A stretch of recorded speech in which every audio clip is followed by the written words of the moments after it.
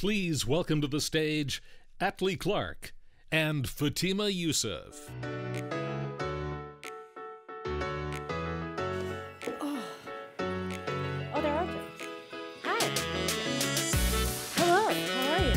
Hello. Yeah? No? Good? Yeah? Sort of? Okay. Last session of the day. How's everyone feeling? I know. I'm trying to take that either as a compliment or like an insult, but I'm going compliment. Just go with compliment. Going with compliment. Glass half full. Glass half full. Yeah. How's everyone feeling after all the announcements today? We had some heavy hitters. Everything from international, retail, plus fulfillment. I don't think there's ever been more opportunity for folks who are in or interested in the ecosystem. It's pretty awesome. Yeah. I'd love actually for you to reflect a little bit and share with us, going back from last Unite to now, Yes. what all of that has looked like internally. What's been exciting? What's been hard? Yeah, for sure. It's always, what's nice about Unite is that it gives us this sort of check-in point for partners and Shopify. And so I think it's a good question to ask, sort of like what's been going on since the last Unite. I think actually what I'm noticing, what's the most exciting has also been the most challenging. So if you guys saw Harley's talk this morning, you know that the growth is just pretty crazy. When someone in data came to me and said, it took us 8 years to get to $100 million in app payouts, but we just did it again in 12 months. I was like, wait, what? And that sort of scale is so exciting. And we're seeing it all over the place, right? More merchants, more partners, more countries, more surface areas, like with AppBridge. It's like, put your apps everywhere. For partners who refer us merchants, build shops for merchants, provide services, it's like serve not just the merchants in your backyard, serve them everywhere. And I think that's really exciting. And I think, that's why I show up to work every day. But from where I sit, it's also the biggest challenge, right? And I don't think anybody in this room would disagree that as Shopify has grown, the partner program has changed, right? Who's been a partner for more than 8 years? Yeah, okay. So a handful of people here remember the day when you call Shopify, you get Harley on the phone, right? And I think that over time we've had to figure out how we scale that, right? How do we scale the feeling that we have at Unite? How do we scale that high touch experience that partners have come to expect with Shopify? And as someone whose job that is, that's a constant challenge. If I could, I would go and hire every single one of you a Shopify person. But just as you guys know with your businesses, you can't do that. And so it's constantly trying to figure out, and I think over the last year, we have been trying to figure that out. How do we invest in things that are important to partners, but not make it unscalable or unfair. And so I think that's been the hardest part too, and we're still figuring out. And I would say, I've talked to a bunch of people today, and you guys have given me some really good feedback on that stuff. And yes, we want to hear feedback on product all the time and APIs and all kinds of things, but also we want the feedback on how you're feeling with your relationship with Shopify. So, yeah, learning and iterating while we're scaling, not Yes. always easy. So easy. Exactly. It's so easy. On that note, actually, I wanna sort of double click on one of the things that happened this year that I think impacts a lot of folks in the room. I mean, Toby already addressed one of the hard questions with the monkey in the room, yes. But the next thing that I think a lot of people were asking about were the TOS changes. Yes. Sort of what was the intention behind that? What happened there? What did we learn? Yeah, for sure. So terms of service is something that, we look into all the time. We want to make sure that our platform, that our programs are safe, that they are protecting our merchants, Shopify's business, your businesses. And so sometimes that means we have to go and relook at the ways that we wrote our terms of service. And then sometimes we have to make changes. And the intention always with terms of service is to keep, especially from a partner perspective, is keep the good partners in and keep all you safe and protected, and keep bad actors out, right? Because we want the good people to stay, because if there's bad actors in our ecosystem, you'll leave, right? So that is always the intention. And when we released those terms of service, it was tough. Like, you guys were there. We heard you. And I think that, I hope what you saw is that the terms of service went out. There's a lot of confusion. There was things that we did not intend or did not anticipate. And we heard you loud and clear. I hope you also saw that we went and changed those terms of service on those highest controversial issues as quickly as we could, again, because the intention was to protect, not to hurt. And I think what we've learned and what we want to do going forward is, one thing that we skipped over was, basic product development, like test it with your users. And I think we could do a better job of consulting.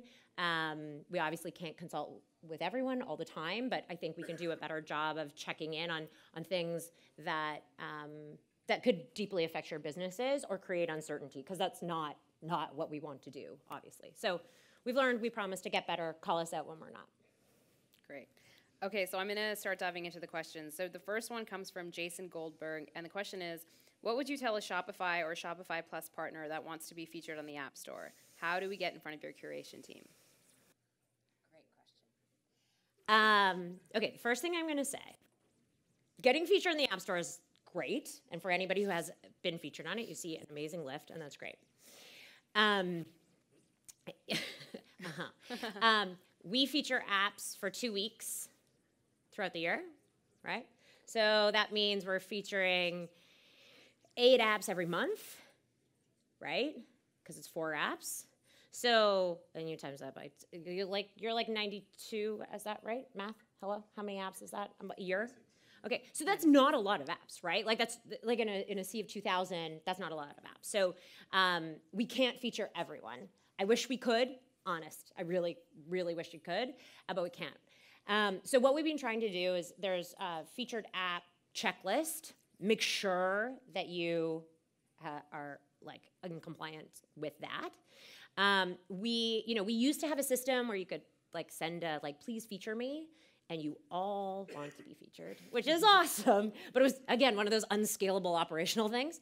So we've built some systems internally to give us indications from merchants when an app is sort of, is performing really well. So basic things like installs, reviews, et cetera. So I'd say just get merchants using your apps is the best way. And our curation team, again, we're trying to automate as much of this as possible to make it fair. And it will be surfaced to them. I know that's probably kind of a frustrating answer, but that is actually the answer. All right. The next question comes from Jonathan Kennedy. Can you share the long-term vision Shopify has for the new experts Jonathan platform? Sitting right there, so I gave him a look. Okay. It's like, what are the key challenges for Shopify, and how can experts adapt to make the most of it? Yeah, for sure. Jonathan Kennedy, everyone. Yes. Hey, Carson, StarTasker, awesome Shopify partner. Okay, Shopify experts. As a lot of people know, the experts program is evolving, right? Yesterday, we actually launched the new experts.shopify.com. And a lot of you have been participating in that and helping us figure out exactly what that should be. I hope for a lot of people in this room, the biggest thing is the much improved profile page. We actually delayed launching the entire marketplace because we needed to make that way better. and I hope you like it and can use it in your sales processes, etc. I think that the Shopify Experts brand is a strong one, and it's not something we want to lose. The reality is that it is outdated. It's extremely, it's a relic from the past that just doesn't make sense to us anymore. The experts badge should really be, or the expert status is really about the merchant, right? We want merchants to be able to use that status as a way for them to make decisions, right? So there's a lot of like companies out there that want to give lots of badges to lots of people to make them feel included, and there's nothing wrong with that. We all like that recognition, but no, like experts is really like if you have that, we want you to go into a sales pitch and win because you have that, and it means something to the merchant. And so what we're trying to do is make that more objective and more transparent so that everyone also in the room knows why somebody got that status and that a merchant can understand what that means. But this is not an easy thing to untangle, right? Like if people in this room are experts, like there's a lot of history there, and we're trying to make it fair and untangle it and all those kinds of things. So I know it's been a long process, and there's people on, you would be astounded on how many meetings we have about this. I wrote a whole blog post, an internal blog post about how hard this conversation has been, and we care a lot about it for both merchants and partners. And so I think the future still is that experts should mean something, and we want to give that to people who deserve it, and we also want to give it in a way that feels transparent and earned in a real way. So we will have more information as we go, and I think that it will live and will continue to be meaningful. Awesome. That's it. I see Jonathan nodding his head, so I think he's like, all right. Okay, the next question comes from Jason Goldberg, and the question is, should we expect promoted app listings in the future? Jason, hopefully you went to Jonathan's session earlier. Yeah, Jonathan Mladen just did a session on ads in the App Store. So long awaited. This is actually something I fought against inside Shopify for a really long time. I'd love for you to talk about that. Why? Yeah. I didn't think that we were ready. I think the growth was still at a place where we didn't actually understand really how merchants were using the App Store for a really long time. And someone was like, let's put ads in it. And I was like, why? Like, because it seems like a good idea. I think Apple's doing it. And I was like, that's the worst reason to do something. Let's build a watch. Like, no, like we're not going to do that. So, sorry, we're going to do this. So anyways, but we are at a place where we can do that. And we think it will be impactful for our partners. Basically, what changed my mind is that I was like, partners don't want this. This is stupid. And then talking to partners and being like, would you pay for ads on Shopify? They're like, instead of give it to Facebook? Yes. I was like, huh. They're like, so it only is shown to Shopify merchants. I was like, yes. They're like, oh, yes. Like, what is wrong with you? And so I got convinced. So it is coming. We are testing it. We have a whole team behind it. I'm excited for it. It should be rolling out in the fall, and we will be giving everybody more information closer. Awesome. The next question comes from Xavier Lee, and the question is why is there a 10% transaction fee for using the service marketplace invoicing feature when there's no escrow facilities to reduce risk of non-payment merchants? Yes. Is that a ooh? Yeah, okay. He's like, +1 to that question. Yeah, seriously. Okay, so the 10% commission fee in the services marketplace is, all of our commercial agreements on all of our partner programs is about doing business together. It is to, we really believe that when people are in business together and that better products are built, it means we can put more people on that team to build things like Escrow. Listen, the Experts Marketplace this is the first iteration of it. There is so much that we could do and we recognize that we need to do. But we also needed to get it out and into merchants and partners' hands to tell us what's the most important thing. What's the thing that, what's this going to be used for? Where does this go? How is this valuable to our ecosystem, to our merchants, et cetera? So are you coming to fix my mic? Yeah. Cool. I was enjoying my Madonna moment. Atlee, you're too animated. I know. I get in trouble for that. It's like The photographer at my wedding was like, your face, it just makes too many things. I can't take a good picture of you. I was like, this is my day. Like, why are you saying that to me? Anyways. But listen, escrow, making sure that merchants pay you is extremely important because if they don't, you will leave, and we know and understand that. And you know, there's a full team looking at how we make this all make sense longer term. So it's in the works. Great. The next question is from Julia Lemire. Sorry if I didn't pronounce your name properly. What is the best way to get help for in-app or API problems that's not the forums? Okay. Two things. One is the forums. And I know. Okay, guys, don't laugh. You said you would be nice. Okay, here's the thing. I don't know how many of you guys know this, but until we launched our new forums a couple months ago, the forums software that Shopify used was like Toby built it. It was like a proprietary piece of software. And it was not doing what we needed it to do, right? And so we spent a lot of time evaluating who we would use, what the capabilities were, what we needed. And we went with a third-party provider that we really feel can do that. And we do want the forums to be the place where you get all kinds of help. And the reason for that is what we have found when we analyze all the questions that come in, especially the technical questions, is although there's usually some nuance to your specific problem, other people can benefit from that information. And so again, in that like scalable, how do we make this more scalable? I think like use the forums. I'd also, like, this is an ask, like participate in them. We're trying to look at ways to better incentivize that and recognize you all in that.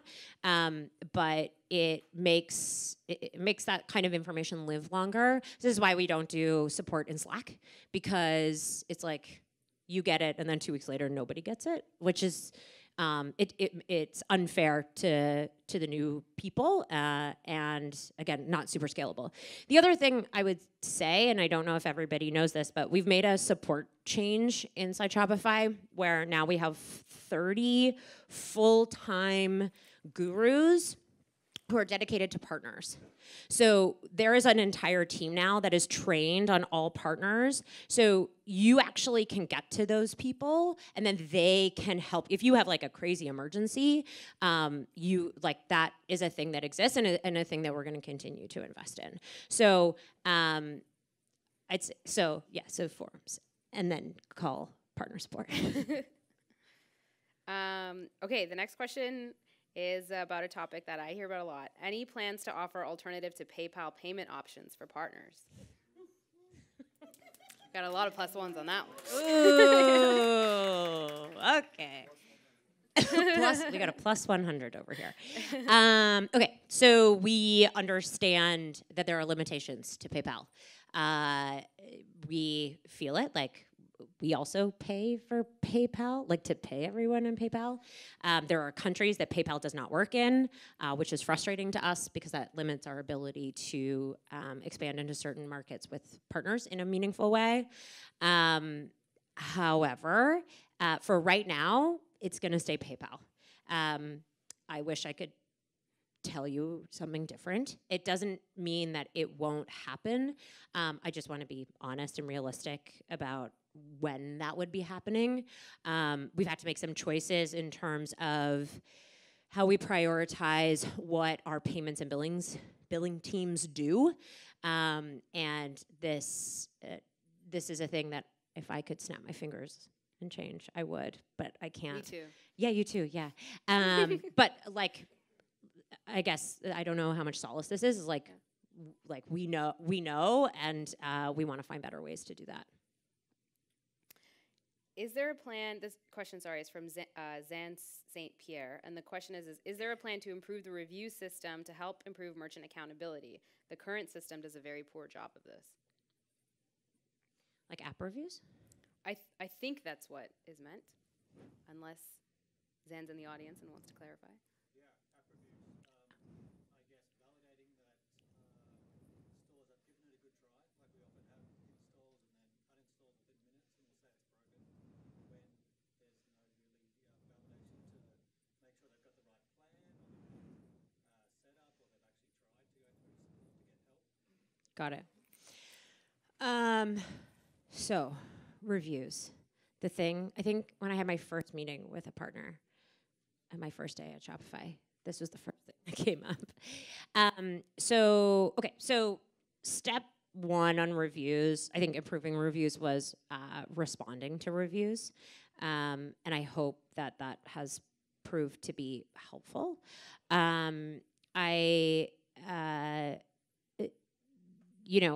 Like we had a lot of debates on whether like a merchant could respond to your response, and we said no because we didn't want it to become a little bit of a back and forth. So we are trying to give, like in some ways, give you guys the last word. I understand that's not as simple as it looks because it's public and you have to be like, thank you so much for installing our app, and I know that's hard. Like this, that's not, and it's work, right? Like, although everybody wanted it, and now you've got to like hire someone to answer all the reviews. I would say that like what you're talking about is sort of, next level. I think we've tried to do things like you cannot post a review if you don't pay Shopify. There are is Mladen still here? Did I see him? Yeah. There are limitations on how long an app has to be installed, right?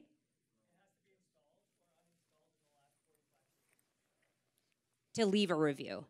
So you can't leave a review like 3 months later. Okay, but if you install it and uninstall it 2 minutes later, you can, right? Okay. Okay. Did everyone hear what Mladen said? So Mladen said, Mladen is our product manager on the App Store. Sorry, Mladen. You cannot leave a review if you install an app and then you uninstall it and it's been 45 days, you can't leave a review after that. So I think what you're talking about is sort of like next level validation. I don't think we're there right now. Hear the pain point. Use reviews. I think one thing I'd love to see is more partners sharing. Oh, hello? Okay, no, it's okay. More partners sharing like good practices because I think there's a lot in there. I could just yell. Hello. They just don't want me to talk. Yeah, I know. It's cool. It's fine. It's cool. It's fine. Too tough of questions. Too tough of questions. Strategic. And the one thing I really want to make clear is, this is not your question.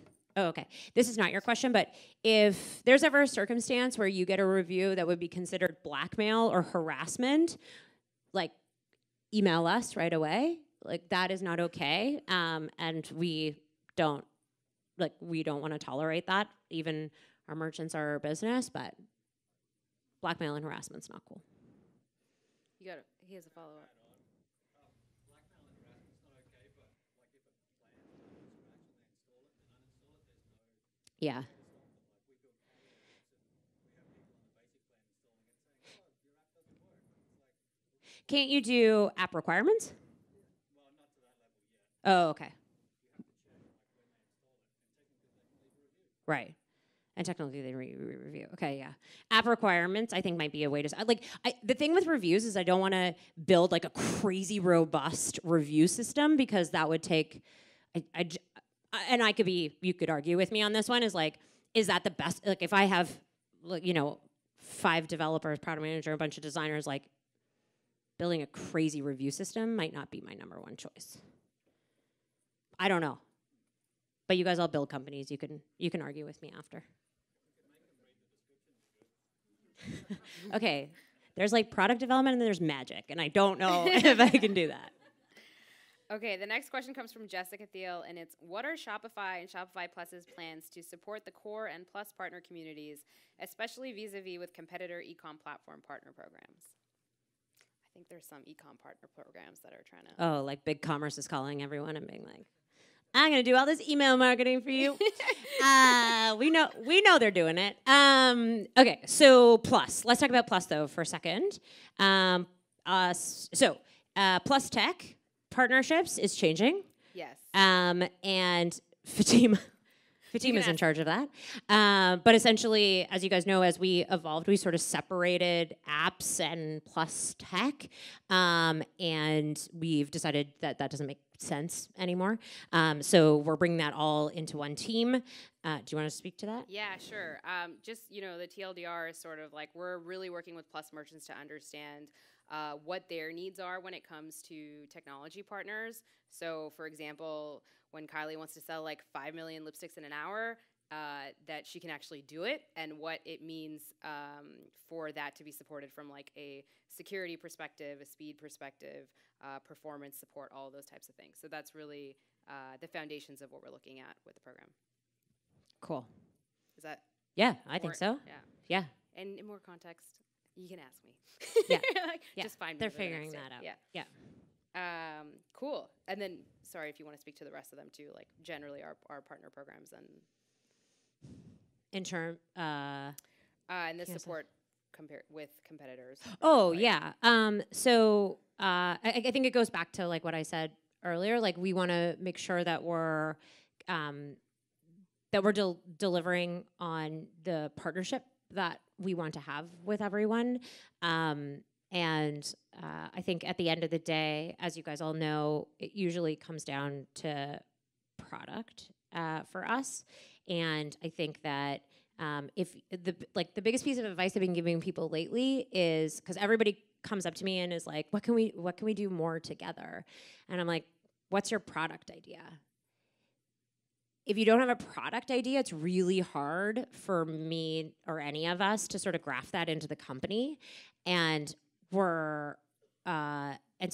But people who can do that, like I would challenge our product teams, yourselves, whatever, to think about that and have those discussions with people in Shopify. And that's why we have Unite, so that you can see all the little things that we're doing. And even, if you're someone who builds websites for people, I think you probably, I feel like agencies and especially medium-sized agencies underestimate how much we can gain from your insights. So share those because that is how I think partnerships evolve in Shopify. Totally. Okay, so the next question is from Davis. I'm not gonna. I feel like I'm gonna pronounce your last name wrong, so I'm not gonna do it. How can app and other partners work better with Shopify towards mutual international expansion? Great question. So I think it's a couple of things. I think so. One was like this thing Harley said on stage. If you build apps that are specific to a region, or you can help an app developer in a specific region, we want to figure that out. I think that if you are someone who has experience with helping people go global, that's another area where we're just seeing tons of demand for. The last thing I'd say is if you are someone who does work globally or understands different markets, is share that because we're all going to get there together. And so if you have that expertise, try to share that amongst each other. Cool. So we're running close to time, so I'll just ask one last question, which is, when will additional experts be allowed to join the platform again? And how do you balance supply and demand when that happens? Yeah, totally. Touched a little bit. Yeah, a little bit. So we will be opening right now Experts Marketplace. The only people in the Experts Marketplace are current experts, and that will be changing in the fall. But by that time, we will have a much more clear explanation of what experts mean and how that is kept and earned and all that kind of thing. And then once we have that rolled out, we will be extending expert status to other people. Great. Awesome. Thank you guys so much. We're really, we're sorry, I want to make sure we finish on time because there's a lot going on tonight that I'm sure you all are very excited for. We just want to say thank you again for submitting your questions and also for being here. Whether it's your first time or your fourth time, it's extremely exciting and incredible to see all the folks that are here and the opportunity that's ahead of us. I know I can never get enough of Atlee, and I'm sure you guys can't either. So just so you know, she will be back on main stage tomorrow, closing off the day. So be sure to catch her then. I have heard her talk, and it's one that you definitely don't want to miss. So we'll see you guys tomorrow. Woo.